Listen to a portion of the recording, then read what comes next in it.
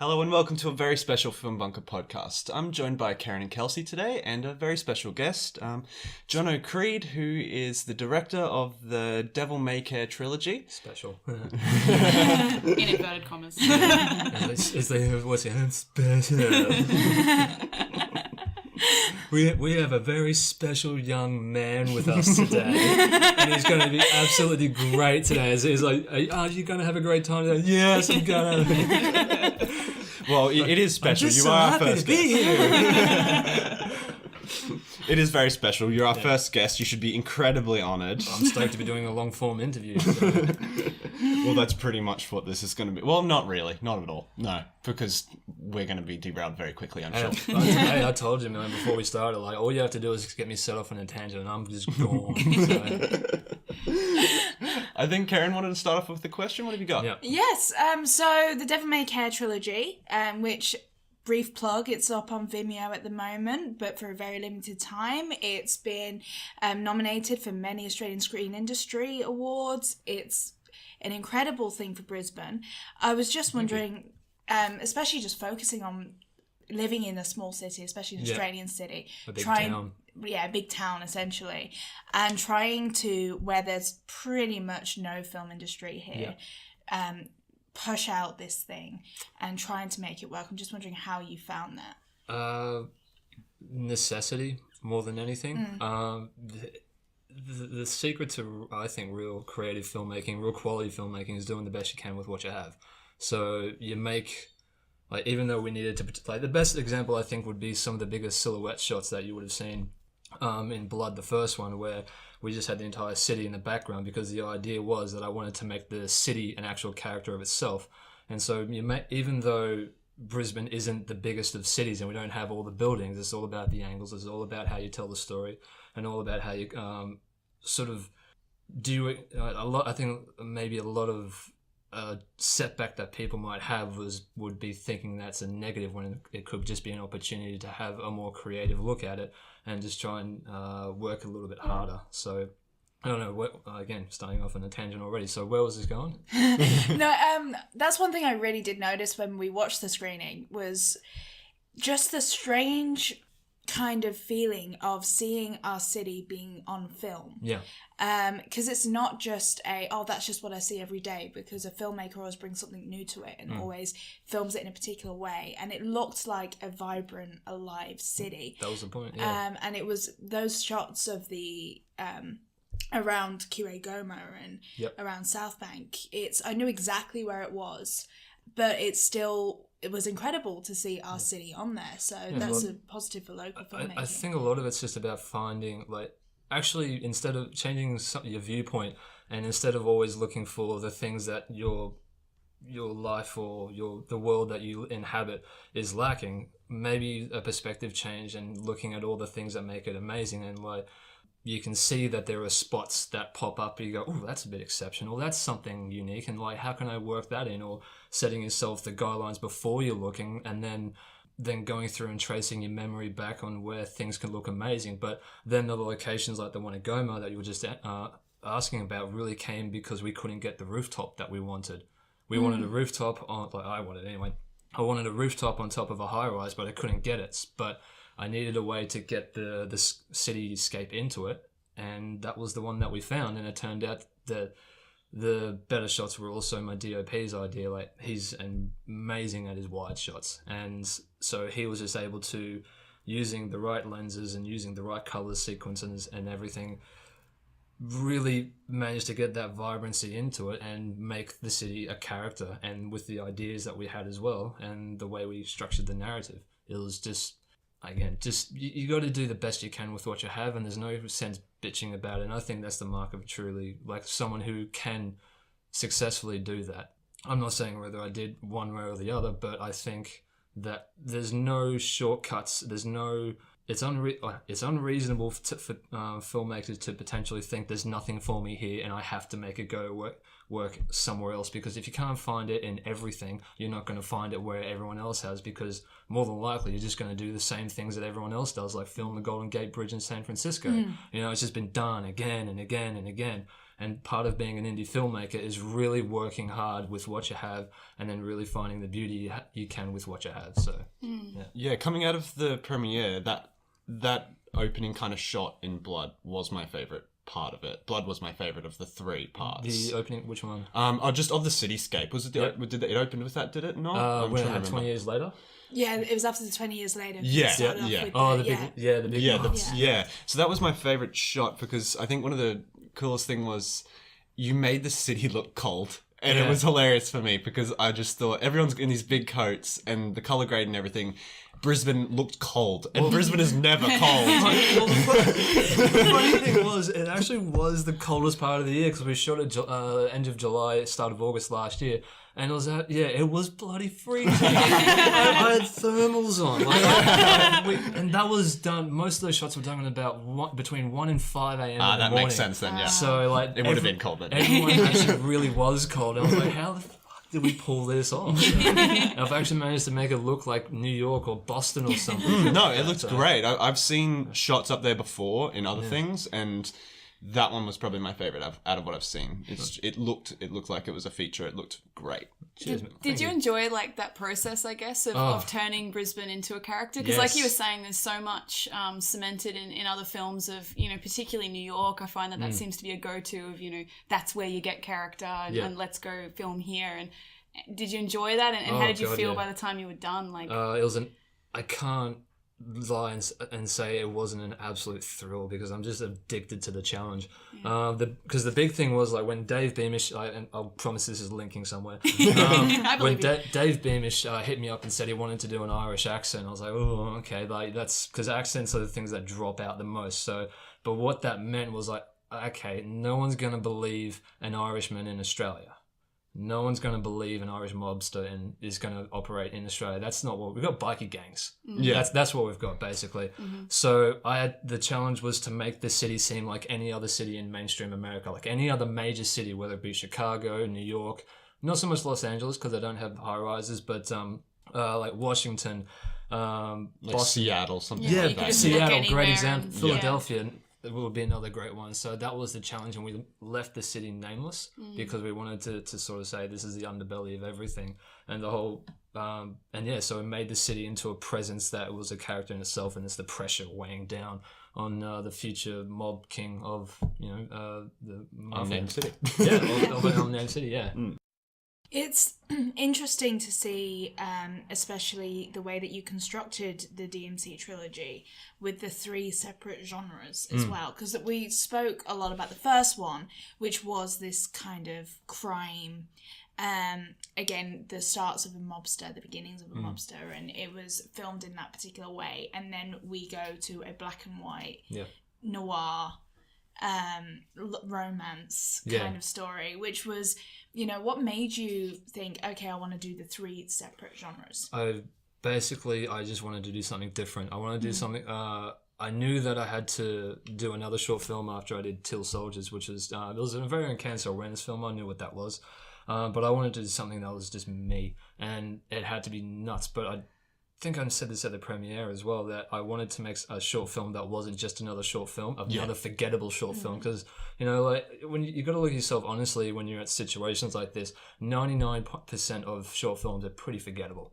So the idea was like, how do I make something that is going to stay in people's mind, is going to advance my career and the careers of everyone else involved? And the answer was do something so batshit crazy that it's just, it breaks as many rules as you can think take of. risks. Yeah, take as many, that's the better way to put it. Like take as many risks as you possibly can and work your ass off to have them pay off. Because when they do, then that's when, the higher the risk, the higher the reward. And we're at the start of the process. But like I said, I wanted to make something different. And the reason why Lust came around the way it did was because it was meant to show the downfall of a good man and how it affects the periphery of his existence. So the people on the fringes, sort of thing. It was a turn, like I turned everything upside down. Where usually you see it in mob movies where they just slow down forward, become more violent, probably getting into drugs, abusing their families and all that. Been done.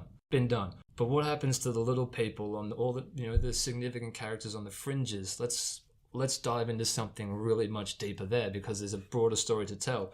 And it was a deliberate tangent off what the normal narrative would have been, basically because I wanted to break rules, and Lust was the one I broke the most rules with, like, you know, crossing the line in some.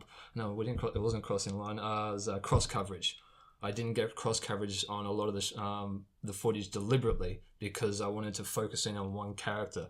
This one character who, on the periphery of Ryan's existence, has had their life greatly affected in such a way that he goes on what eventually turns out to be a suicide mission. So, and that was based on French New Wave. There's a lot of Tarantino in there with Pulp Fiction as well, but that wasn't intentional, if I'm being honest. But it was based on French New Wave, specifically the movie Breathless by Jean-Luc Godard. And there's another one called Last Year at Marienbad. So, and that's where this whole fictional story about how he met, or potentially fictional story about how he met Olivia in this fantastical way. That's the word. In this fantastical way that seems not real. And that's the idea, because guys have a tendency to bullshit. And the reason why Last Year at Marienbad comes in is because of the ambiguity of the story that he's telling. It seems ridiculous, but everyone wants it to be real. And he's on this insane suicide mission, so of course it must be real. But it's still so fantastical. It must, you know. And it's that whole, and I leave a lot out in Lust, where I don't show him the gunfight at the end of it. I don't show the other characters' faces, but mainly I don't show the final cap to the head. And the reason for that is because you don't get. I wanted to show the audience that I'm ahead of you. You don't get this firefight because this is a bad thing, and you don't get the pleasure, quote unquote, of seeing a guy get executed, because this isn't a good thing. This is a horrible thing. This man's gone to the edge of his humanity and decided that this was the best way forward. He's a lost and broken man, and so you don't get the satisfaction of seeing all this like crazy violence. I give you a lot of it, but also that's more for the shock value and just to increase as it's coming to the precipice. But then when the audience has got time to sit and they're expecting something, it's like, no, you don't get that. You don't get that. It's this is a bad thing. This is horrible. That's quite good, because so many films do that. They they think that you need this like quote unquote payoff of you've seen maybe this the payoff guy's... is no payoff. Like there's a general rule in horror movies or a lot of movies. There is nothing so awful that the audience can't make up in their own minds. Like basically, it's you don't even have to show them. You just have to indicate and like show them all the right ways. And I tried to pull this off a lot as well, where it's like there's again nothing so awful that they can't make up in their own heads. That's very true, especially in a lot of horror and also in a lot of indie cinema, where it's going back to what you said of you make do with what you have. And those big firefights, those big, especially in horror films, the gore, the special effects need to go with it. The gore porn. Yeah, they're very... They need to be done really well. And a lot of people who direct these kind of films who want to show it may not have the technology or the capabilities to show it off well. But by making the audience think about it and directing them of this is what happens next is such a good thing for an indie filmmaker to be able to do, because it means that you can make do with what you have. I'd like to say two things. Like the first one is like when it comes to the gore porn, like there are a litany of really interesting people who love that kind of stuff. They're just normal people who just have this weird fascination with this style of movies that's just bloody wonderful. And like when you're a filmmaker making that stuff, it's so much fun. Like it is some of the it's like very satisfying work. Oh yeah, it's like sometimes the more like you talk to a props guy, like when they're talking about having someone's arm get ripped off like on screen, it's like they'll just be like, this is the reason why we got into this. So like, it's like that kind of stuff is like a filmmaker's delight. So I don't want to like detract away from that, but in regard like I'm talking about when gore is used as a substitute for real thrills. Like it's used for shock, and it's like shaky cam in fight scenes. It's lazy for the most part. Like movement in fights is great, but shaky cam in it's really easy to tell when the actors just aren't putting the effort in. It's really easy to tell when they haven't rehearsed and do their fights. And I feel, and what I think a lot of other people feel, is that unless gore porn is the objective, there are a lot of people out there who find it easier to just use shock value with like blood and prosthetics and everything. It was like that may It's be just a substitute in the end. exactly, and it's not always the way it goes, but I think the audience is smart enough to tell when it absolutely is being used that way, and I think that's almost like an arrogant elitist way, where it's like give the audience credit for their intelligence, and that's what I tried to do as well. What was the other thing you were talking about?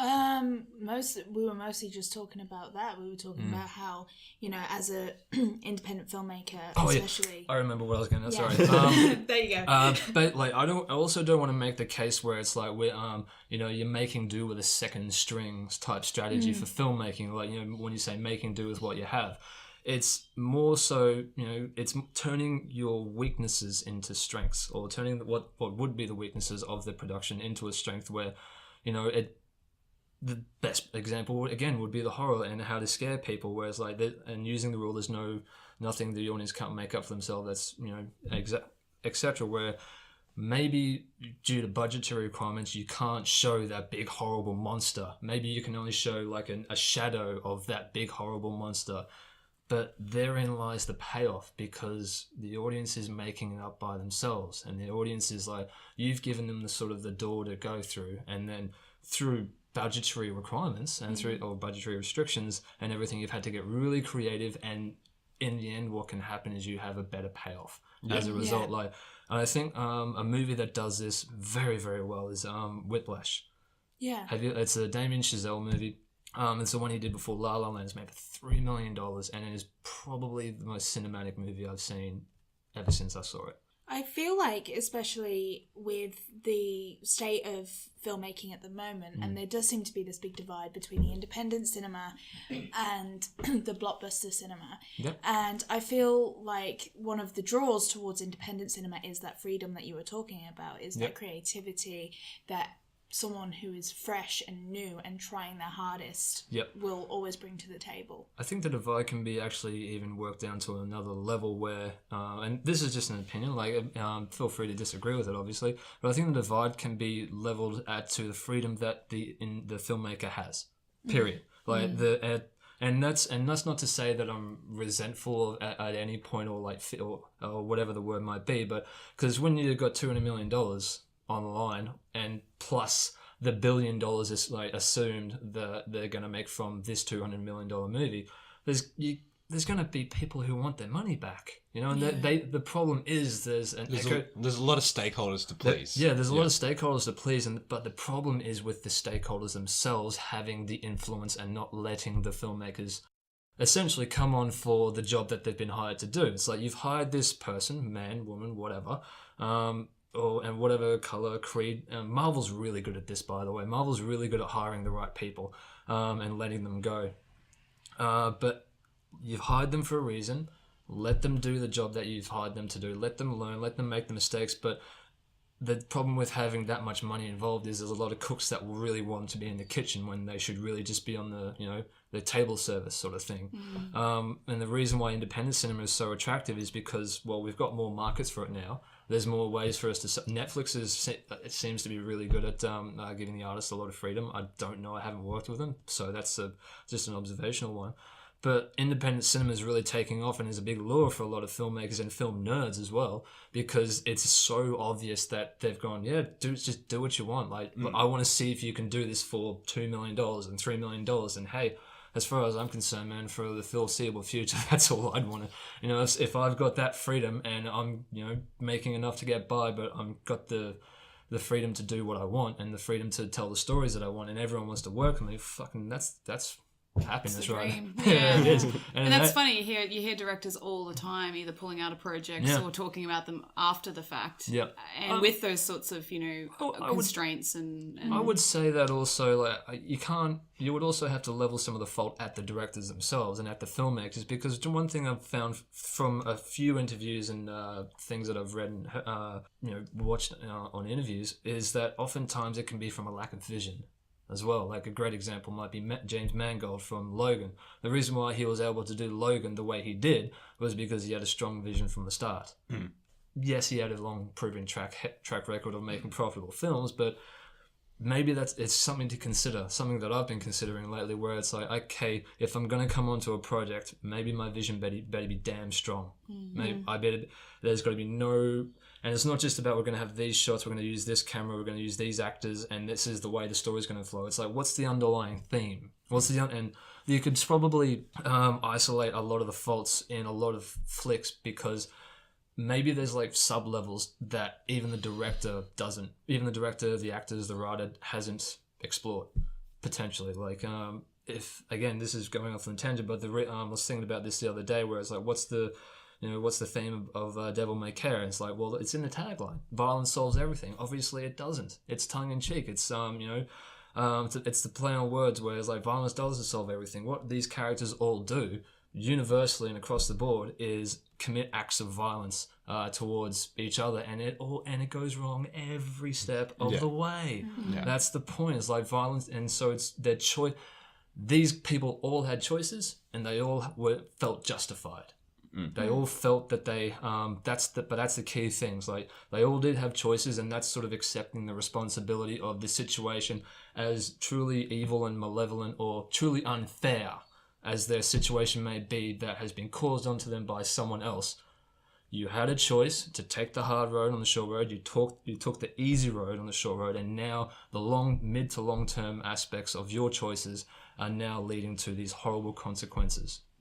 So, and because the underlying thing upon that is because they feel that it was done unfairly to them, like people were taken away from them by someone else, and it's absolutely unfair. How could this happen to me? They feel justified in the pain and the torment that they inflict upon other people as a result. So it is a really fresh take, because and as you said, there's not anything really wrong with this, but you do find, as an audience member watching a horror or a crime thriller or anything like that, sometimes it is that, oh, when's the next person gonna die? Come on, die already. Oh, can't wait. And you want that gratification. And it is quite a shocking, but in a good way, type feeling when you're watching something such as the DMC trilogy, and you don't get that payoff, and you're forced to look at yourself and go, oh, okay, this is actually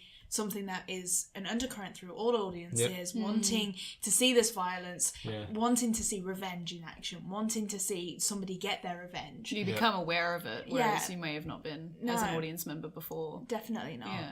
Well, and that's what I think, like I was saying before, it comes into what the underlying drive of the stories are. Like, what's the real honest motivations of not only the characters, but also the people telling the story. Like, really, and when you really look at it, like, really have an honest perspective, that requires a whole lot of humility. And so let's say if you get to a multi-million-dollar position of power, then you can have, you're very susceptible to thinking that you're always right, and you get surrounded by an echo chamber, for instance. And I think if you boil down to it, I think the audiences are generally more intelligent than majority of people may give them credit for. And they know a bullshit story when they see it, and they know a story that's based in archetypes really well. Harry Potter would be a great one. They know a great hero story when they see one, and they understand that the symbolism of having a little bit of Voldemort inside of him is just like that's the perfect mix between the chaotic and the order, and like the good and the evil sort of thing. And so in order to, and Harry has to literally die in order to have that ripped out of him, which means that life is going to be hard. But if the more you suffer, and the more pain that you take on, the more responsibility that you take on, the better your life will be. So in the long run, but in the short term, you're going to suffer. And so that's what these characters all miss in the DMC trilogy. Every single one of them misses the difficult road that will lead to long-term happiness, and chooses the way of impulsive gratification with homicidal consequences. So And with when we went to the premiere of the DMC trilogy, and talking about, the independence of the film and what it takes to make it, and there was a huge crew with you respectively, like there were so many people involved in the film, and while making it, what did you learn about taking what those other people had to say and working collaboratively? Because I don't think people, especially people who want to go into independent directing, understand how collaborative filmmaking can be. Understand that everyone has worth. Simple as that. What that worth may be varies independently, and to what degree you as a filmmaker and as a human being will have to assess independently with each individual.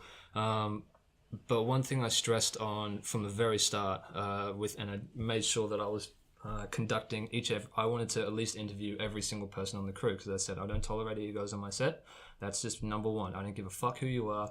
If I feel you're disrupting it in a way, I will not hesitate to get rid of you if I feel that is the appropriate course of action. But after that, I also said, but everyone has a voice, even the boom up. And this actually came up. The boom up, if you see a continuity error that everyone's missed and we're about to roll, speak up. If you have an idea about where a shot can go, if you're the lighting guy, if you have an idea about where the shot can go, speak up, formulate your arguments, justify your arguments to me. So don't come to me with like a whole bunch of, so what about this? What about this? Like, I'm not going to accept that, and I'll lose a lot of respect for you very quickly. But if you come to me and say, this is an idea, I think we could do this, what do you think? If you feel that going straight to me, it works better on indie film, not so much on the big budget films, but that's something that I try to impress. Like I said, everyone's got a voice, and just be respectful and think about it more than anything. And when I say think about it, I don't just mean what the actual idea is, but think about how you're going to approach the pitch of the idea. And if you aren't the theory is, if you aren't absolutely compelled to tell superiors the idea, then maybe the idea is not good enough. Or maybe your confidence in the idea isn't good enough. Were there any instances where one of those ideas worked out? One of the last. Oh, we didn't have so many ideas where like that were coming out of the norm. The DOP obviously had great ideas. Luke McLean. So when again, his wides are just insane. And one of the first rules of filmmaking now that I've learnt, one of the golden rules: shoot your wide first. Always get your wide first. Always have baking paper, and always have a fog machine inside. Always, every time. Or better yet, a hazer. Those are some golden rules that everyone can live by. Clapper doesn't even follow on that list. You just need a piece of paper and a Nico. But when it comes to it wasn't so much the ideas that were like, obviously the DOP is going to have his great ideas. But it was the big one was when the boom up spotted a continuity error. I missed it. Script supervisor missed it. And he picked it up. And I was like stoked. One continuity error on the last day. One continuity error miss on my part on the last day. That's a bloody good shoot then. Yeah, bloody hell. No, well, I didn't notice any through the whole film. Well, we are just absolute sticklers for that because arms being in a certain place, there are certain edits that I had to keep because I was like 100% on the no continuity errors, and thank God Luke was on board with that too. Because I was like, that's the one thing that we can get crucified for, unless it's a deliberate continuity error to fuck with the editing and narrative, like unless it's blatantly obvious. Yeah, it's like there was some edits that I unfortunately had to keep because continuity mattered. Yeah, no, I know. I'm really bad for that. I pick him out straight away. It takes you out of the story. Accents do too. That's why I told everyone to shape up, and they had a big test. They were great. Karen's Irish, and she came out and she said she thought Dave was great. Dave, there you go, mate. If you hear this, like you just got the vote from an Irish, like it was a friend of Guy Williams who was an Irish guy, and Dave talked to him and he got the entire script, all his lines from an Irish guy, like just read them out, and it was just brilliant, man. Like absolutely so relieving. It's relieving. Accents you are completely right. For me, it is one sticking point for me, especially because in Australia, you see a lot of Australian films who they do need to do accents to make it more marketable worldwide. But they also need to market themselves to agents and producers internationally. It's not so much about the marketability of the film. It's also about, the fact that most films are American accents. And it's like, sorry to interrupt, man, but but this is just something I have a real now anyway. Like it's a recent revelation where it's like there's nothing wrong with a film trying to get more marketability just by having an American accent. Suck a dick. They're trying to make it in one of the most difficult industries in the world. Yeah, the actors have got to show that they can go overseas and play an American and not just an Australian, because that's most likely what they're going to have to do. If you want to get up anyone or anything, and if this is even a way you can get it, like get up the Australian film industry for not being good enough. But in a country of 25 million, is that really such a? Are we really like? Is it really such a logical career choice to have just Australian? No, it's not, because there's not enough people here to merit it. You have 350 million in America, so it's just a smart business decision and career decision to do American accents. So, but sorry, No, I was mostly just going to really just compliment Dave's performance in the DMC trilogy, because, like I said, I've got Irish backgrounds and my life has been spent around Irish relatives and Irish grandmothers and Irish, just the Irish accents everywhere. And I find that English accents and Irish accents especially, they can slip out so easily. Yeah. And it was surprising to me that it was Dave's idea to go, I want to do this, because from the get-go... He fought for it too. I thought that he was legitimately Irish. He looked like an Irishman with red hair, and I was like, oh yeah, he's doing well. He's an Irish actor.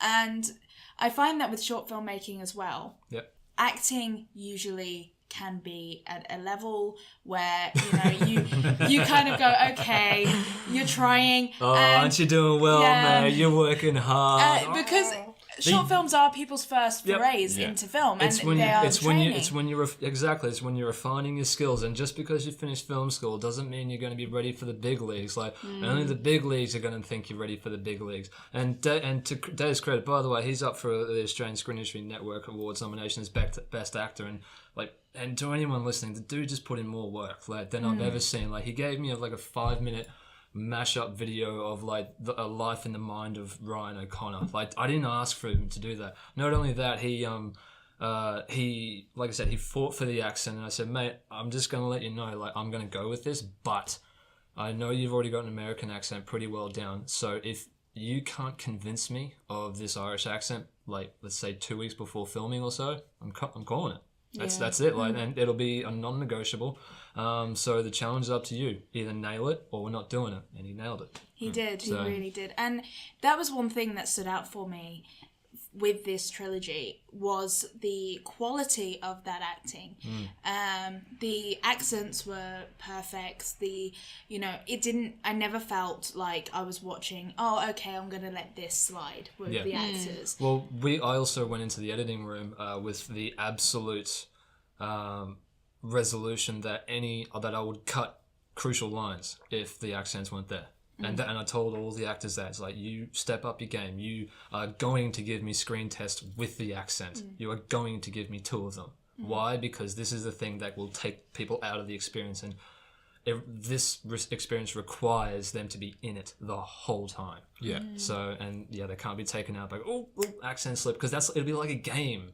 Whenever you know people are putting on an accent, it's a game to the audience. Go, oh, we got one. There it is. Oh shit, there's 3. And we have played that game quite recently. Yeah, I was going to mention The Good Place. Yeah. We have played that game quite recently with a lot of Australian accents that we've been.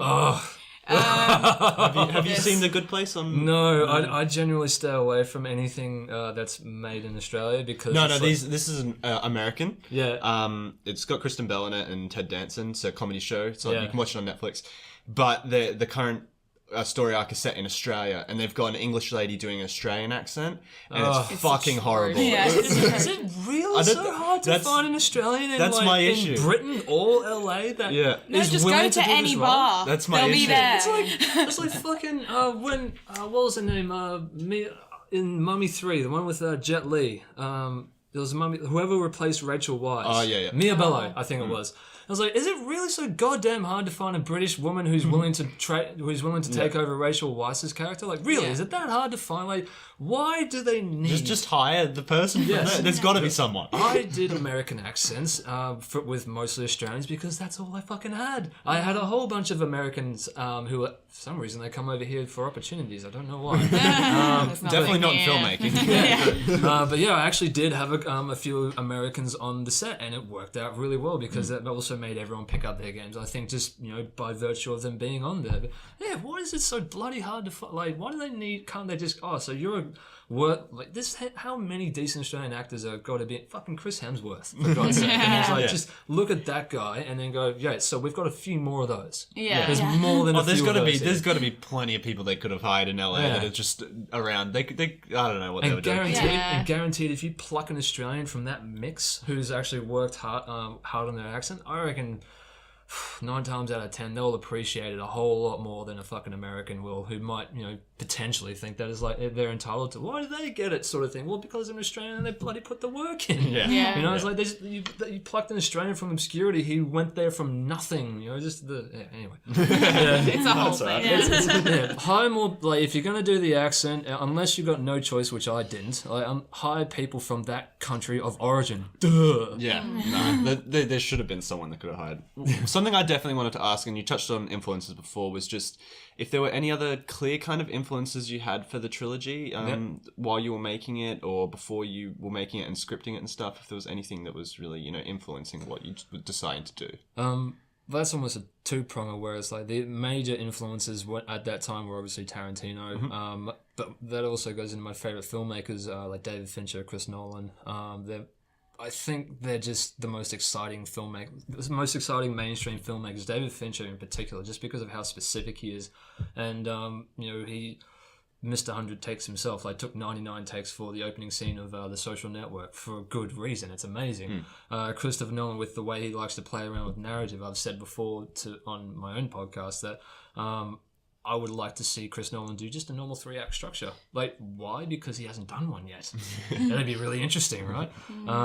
And Tarantino, just because, well, that's almost self-explanatory. Yeah, he's Tarantino. And I don't think there's anyone I want better tackling the Manson family. I don't really think that we could have anyone I'm better. so keen to see that. And bullshit keen. And also David Fincher doing World War Z 2. Yes. 1,000 times yes. I don't care how long it takes. I know that when we get it, it'll be worth it. But influences directly, Departed was a massive one for Blood. That makes sense. Like most Scorsese downfall mob types. Like, I love Casino. I think that's probably the best Scorsese movie for me. So that was the major influences for Blood. But then it just became a bit like, after a while I realized I wanted to put more twists in. I wanted to change the story, turn it on its head. Lust, I think I mentioned that with the French New Wave movement, and especially with the camera shot behind, but also that shot and the way it was shot was also very inspired by Roger Deakins from one shot in Prisoners. Okay. Really, really love that movie. Really, like, obviously, who doesn't love Roger Deakins? But I think a lot of his earlier work with Denis Villeneuve is, I wouldn't say underrated, but needs more attention than it's getting. And Wrath, the horror aspect was definitely, I wanted it to look handheld, and so we had lots of bump zooms.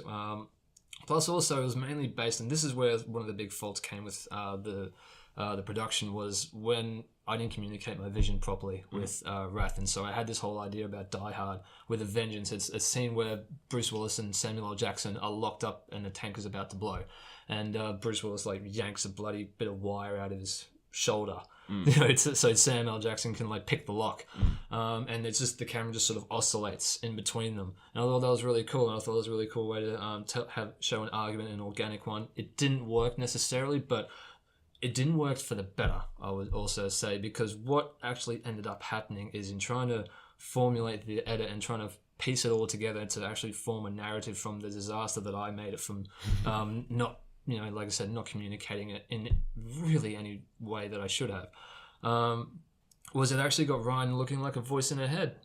It was the limitation of shots actually changed the narrative for the better, because that's what we need. Those were the performances that I needed, and that was the shot angle that worked for that particular line, for instance. And what came of it was this really weird contrasted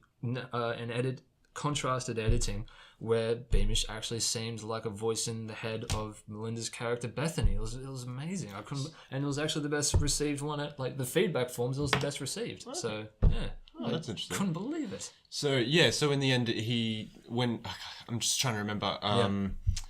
So he was dead the entire time from memory through Wrath, or it's just kind of it was ambiguous from memory. Yeah, it was meant to make you ask questions. It was meant to leave you with the ambiguous settings. Like that's the only that's the funny thing. All the answers that you have for any part of the trilogy, however closely you dissect it.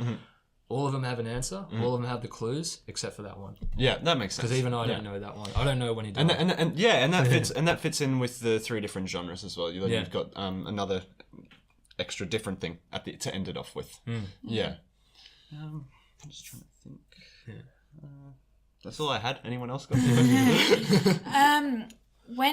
I know that this is going to be like choosing between your children, but everyone has a favourite child. I can't. I've actually already decided the answer on this one, and I can't tell it because that would get just in case some of the actors would just go, "What? What did I do?" It's like it wasn't you, man. It's like it's not you, it's me.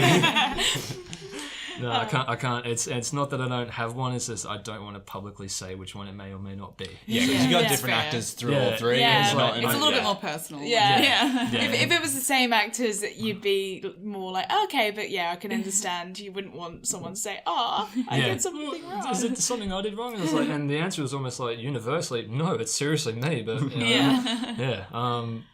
anyway. No, but it's interesting because obviously with the 3. People will come out with favourites. But, and I know you said that Wrath was one of the more well-received ones, but I remember when we left the screening, Nick was saying, Blood was my favourite. Yeah. And I was like, I really like Lust. And he was like, really? Because Lust wasn't really for me. I thought that was the one I ranked third. And then I was like, okay. And I feel like with the 3... to have that wipe of different opinions. And it just hit the nail on the head, man. Like, seriously, and...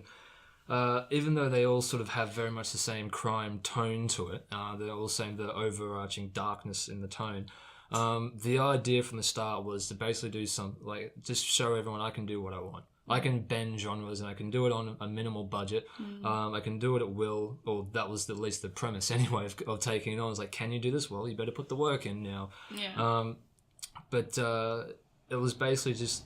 The objective was to tell a great crime thriller, tell a great romance drama, and tell a great psychological horror, and have it be good enough that people can forgive the limitations of their budget. So that means 3 things: the script. Gotta nail that, and prep time. And that's another thing I'll say to any filmmakers undergoing like a new project. There is no amount of prep that you can do that is too much. There is no amount of rehearsing that you can do that is too much. There's no amount of clarity that you can have with your DOP, your sound guy, everything. There's no amount of knowledge that you can have that is too much leading up to a short film project. So, or just a big film project, really. That's the number one thing I learned. Prep your fucking ass off. No, that's a very good point, because I watched an interview recently with Colin Farrell and Brendan Gleeson about In Bruges, and they said that they had a 2-week rehearsal. It's a dream, and they thought that was going to be boring. But as actors, and they were like, we thought we'd be done with it. We never have had that before. No one's ever asked us for 2-week rehearsal, but they found something different. And every day that they were working and reworking, and they made a masterpiece at the end of the day. So it's interesting to hear that preparation is the one thing that you kind of value as that filmmaker. One of the it's one of the pillars that I will now base my career on, and I will now I realize now that I will turn down actors who refuse, who either can't or won't do the preparation that I know, because I can say from experience that it's saved us. Because it's indie filmmaking. Shit is gonna go wrong. You're gonna lose 2 hours here. You're gonna lose 30 minutes here from bumping from location to location. All of a sudden, someone's running late, or the makeup's taking longer than it was anticipated. Because why? Because you pushed the schedule too hard. It's gonna happen. So, the fact that the actors knew their lines so well, the fact that people like Beamish and Melinda, who were husband and wife in the third one, they Skyped every week for about 2 months, rehearsing their lines, going over things. I wanted to have a family day with the kids who played the kids in the film, and Melinda and Beamish, so they could sort of customize a little bit, but it didn't get to happen. But the theory was there, and the theory is sound. But yeah, it's just when your actors know your lines. This is the crucial point. When your actors know their lines, you can get them on an indie set to go from hot to boiling hot, or to go from good quality to great quality, and if you've got a little bit of time, amazing quality, like a quality that exceeds you, instead of having to go from lukewarm to hot. Yeah. That's just the basic premise of it. And there were a couple of actors who sort of, I've never had to do this amount of preparation before, and so those are the times you go, oh man, if they haven't had to do this kind of preparation, maybe I'm pushing people a little bit too hard. Nope. It was It's good that you can now reflect on that and go, well, now I know that process works, and absolutely. that the actors who did go through that process probably appreciated it as I well. hope Like they do, they've man. learned something, and they know that for their next role they can do the same process themselves. If the director's not pushing them, maybe they can do the same. And I hope that I have taught people just by trying to enact principles about how I wanted to run sets, and like how I wanted to transparency within the cast and crew, and how I wanted to treat people, and all that in between. Like, I'm hoping that people learn as much, or as much quality stuff about themselves and everything in general that I have through this experience as well, just in their varying degrees, because it's something I've learned. Sex scenes are really, really awkward to film. The other thing is you have to be incredibly honest with yourself as a filmmaker. And this is something I'm impressing upon, like, from my experiences, where if you don't need to show it, don't do it. Simple as that. Like, we had the nudity behind a curtain, or one of those shade, like, almost romantic curtains. It worked well for the scene, and then we had the conscious decisions, like, there's a mystique about the character of Olivia, who is the one who's in the sex scene. And that mystique is also amplified by not showing the audience everything. They get as much as possible with minimal force, if that makes sense. Yeah. So, and that was just some of the times where, like, you have to be honest with yourself, you have to be honest with everyone, and you have to tell the truth no matter what. Because another thing that I found out is the truth gets out. The people who are dishonest eventually come out. Like, and they eventually manifest themselves, and the short-term pain is always going to be there, but the mid to long-term gain is always there as well. So stick through, and that's the other thing I learned: stick through the hard times, because not only is it worth it, but the alternative is worse. Yeah. The alternative is worse. Simple as that. So, you're talking about preparation and how long it takes to prepare. There must be something in the works for you now. Where to next? I'm basically throwing out a whole lot of fishing lines and hoping one of them catches.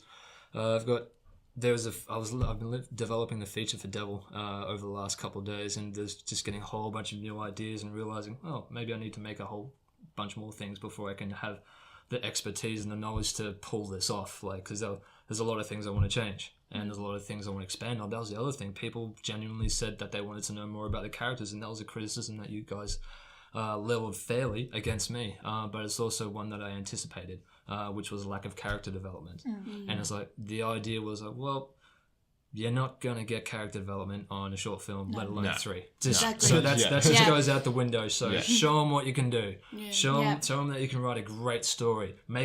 Show them that you can write a fun story. That's a serious story, but it's fun. And this is a big thing I've got. I'm trying to half start this hashtag of make movies fun again. It's just like, because I think a lot of filmmakers are up their asses too much, and The Godfather is fun.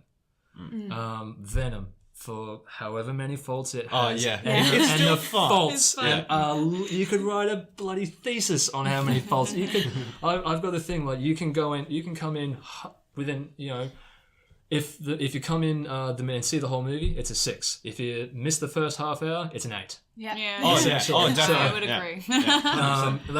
But it's fun. It's a fun fan service movie. So that's what I wanted to do more. Make it fun, number one priority. And I think I did that. And how do you make it fun in a short film? Make the audience think. These are film nerds. Only film nerds and film buffs come to, and actors and directors who are film nerds, really. They're the only ones that come to see short films, local short films. So play to them, make them think, because they're thinking type people. Respect their intelligence, and because they're going to dig that. So, speaking of fun, most fun movie of the year, I've got to slip it in. Fallout. Mission Impossible Fallout. I haven't have seen to mention it. Have you not seen it? Okay, you need to go see it. It's just been so busy, but it looks like it was just a ball to make. And I've said this a couple of times. I don't know if I would let Tom Cruise do as many of the stunts that he does because I'd be wanting to do them myself. I was like running down the Burj Khalifa. Yes, yes, thank you. I want to do that, but the insurance costs would go up, and so I want to be able to do it. And fuck you, Tom Cruise. You don't get to do it because I can't do it. It's interesting that you mentioned that character development and wanting to do a feature out of DMC because that's the one thing when I left that screening, I was like, you know what, if there was more, I want more of that.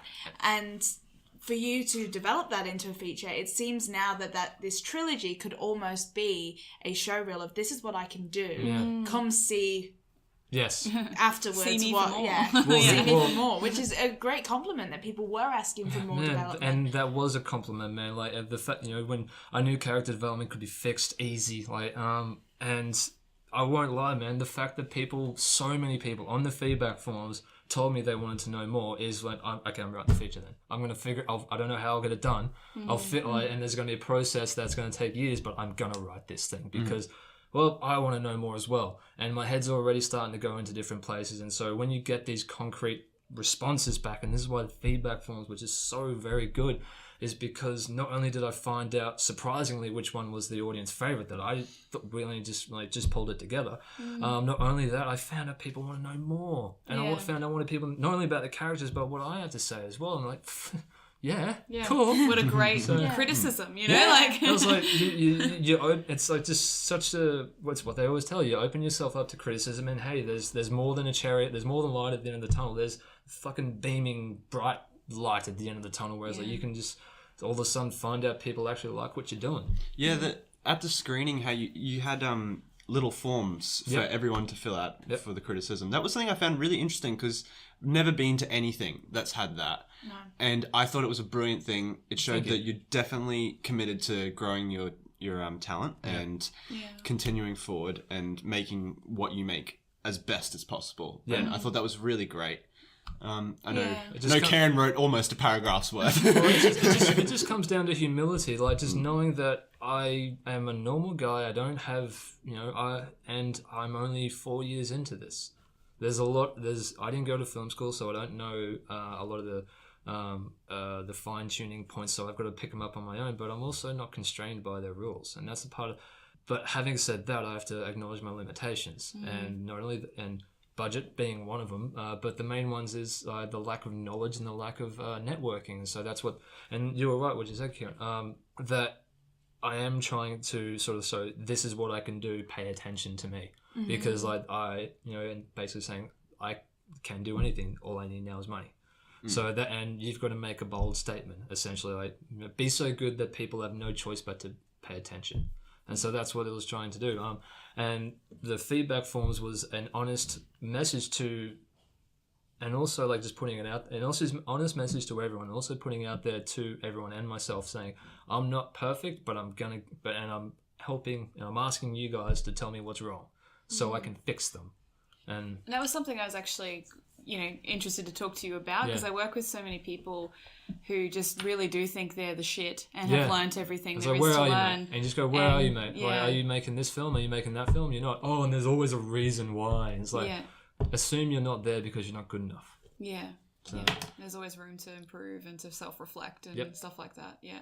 And that's, that's a big part of the message that I was trying to say. I'm not perfect, but I've got a long way to go. So help me get there. Help me be what we might all want me to be. Hopefully, anyway. So, and the idea is that hopefully this sort of allows people to think, hey, you can be more humble and you can be a great leader. Because I think humility, empathy, and courage is what makes a great leader. Yeah. Mainly humility, because a leader has to reassess themselves and everyone else more than everyone that they're supposed to lead anyway. Yeah, so for sure. So, Jono, I think we might wrap it up there for today. It's been really awesome having you on. It's been great. Thank you so much for coming and doing this with us. It's just been great. That's what I'm going to say. I love talking about movies, so anytime you guys want to have me on, definitely. Seriously, give me a buzz. Definitely. So I just wanted to put out the plug again. You can check out the DMC trilogy on Vimeo. And also make sure you head over to the Australian Screen Industry Network website. You can vote there. So watch it, vote. Only if you think it's good enough. No, just anyway, just go there. Don't even watch it, just vote. Just go vote. I know you're up for a heap of awards. I did see. I know Dave was up. I think you're up yourself. Yeah, director. Director and the best short film as well. They're the ones that and I'm hoping a lot of people do actually watch it and think it is good enough to vote, because we're up against some feature films for most of those awards as well, and I think it's just how cool to be in to beat them out. Yeah, to with beat them. It's like. So yeah, definitely head over there and check it out and leave a vote once you've watched it. And we will see you guys next time. Thanks for joining us.